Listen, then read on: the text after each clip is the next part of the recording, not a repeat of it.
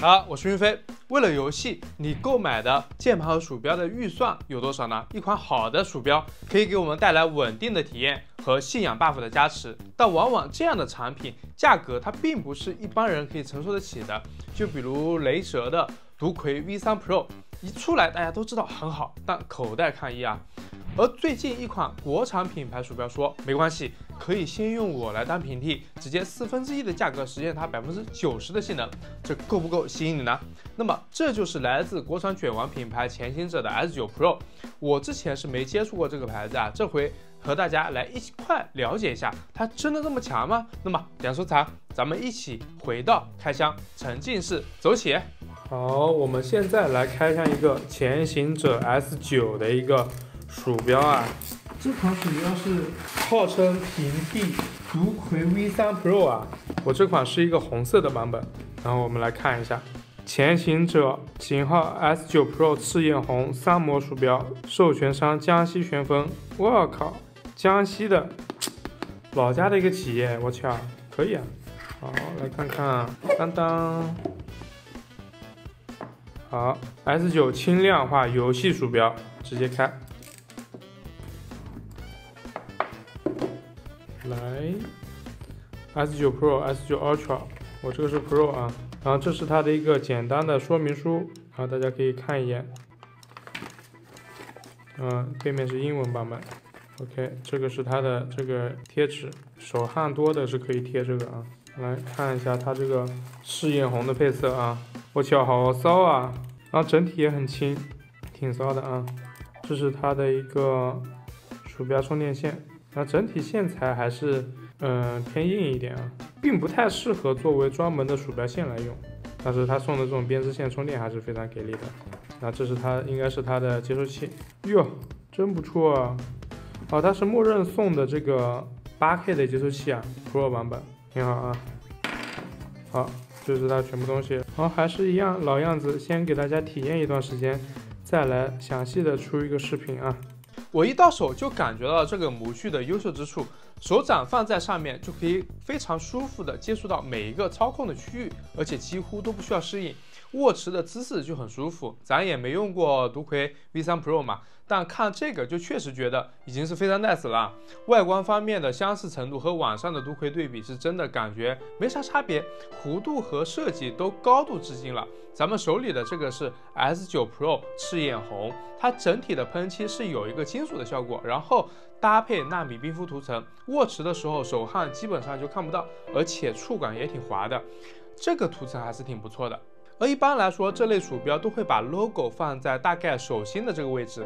这次前行者是把原本中心的 logo 移到了侧边，鼠标整体变得更简洁了，一体性也更强。侧面的弧度收腰大拇指刚好可以负责侧键，左右键的小弧度也使得这个按键激发都在中心的区域。手指的放置位置都很 nice 啊，充电区域有相应的小设计，不管是接线使用还是补能都很方便。底部的脚垫相较来说面积它会偏小一点，要是可以做大点就好了。Pro 版本和 Ultra 版本是直接送8K 的接收器，且取消了 Nano 接收器，这点还是很给力的。不过底部依然有 Nano 接收器的位置，看得出来应该是模具成本的考虑啊。当然，后面如果想要再搞一个小的接收器，也可以有地方放，这点挺好的。而整体它的重量是63.7克。到手我想应该都会觉得握在手里很轻很轻啊。外观方面我们都了解了，直接来到内部看看它在核心的配置方面如何。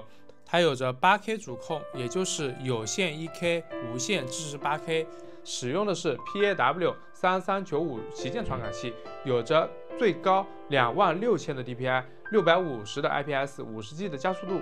而主控芯片 Pro 和 Ultra 都是原相的 PAR2862，在保持了低功耗的同时，还有着低延迟和强抗干扰。而微动方面 ，Pro 和 Ultra 用的都是凯华百刃1次微动，手感清脆，且触发也都非常稳定迅速。滚轮方面是分时卫奇，这个品牌大家可能没咋听过，但分时卫奇属于是上游元器件的供应商，并不直接向消费者推广品牌，因此和普通的消费者接触比较少。它的编码器和凯华和 TDC 等品牌是更具有成本的优势，且性能也非常不错。看到这，其实我们就已经了解了它的核心的硬件了。我们来感受一下它各个按键的声音，看看是不是你的菜。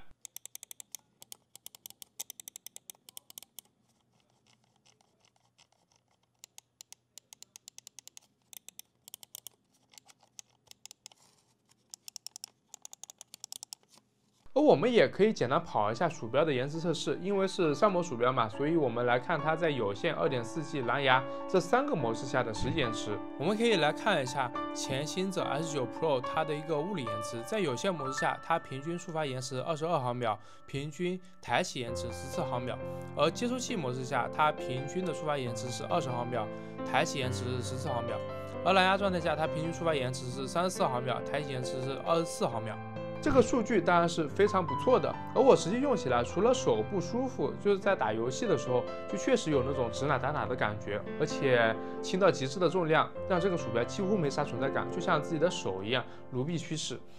在游玩的时候也没有遇到干扰，就可以很轻松的完成一局任务，就确实是游戏的好帮手。它的电池是500毫安，基本满足我们的使用，当然回报率啥的也都是看自己的需求开启，没必要一味的开得太高，高了也会影响电脑的性能，影响续航。然后就是它的软件支持了，它当然也是有全自研的驱动，像一些调节啥的也都非常简单，红自定义按键啥的也可以很方便的调取。总的来说，就这个价格给到这个质量和参数，就还是非常不错的。之前刚出来那会儿，据说还需要抢，现在供货是趋于稳定了。无论是在质量上，还是评论区的评价，你都可以看到它是多么的受欢迎。整体稳定，外观和质感都非常舒服，就确实是一款非常不错的平替鼠标。有需要的话可以去看看。那么这就是我的这期前行者 S9 Pro 的体验分享，希望可以帮助到你，也希望你们都可以用起来。最后，如果有什么想我测的产品，也欢迎留言。我是云飞，那么记得点赞、收藏。那咱们下期视频再见。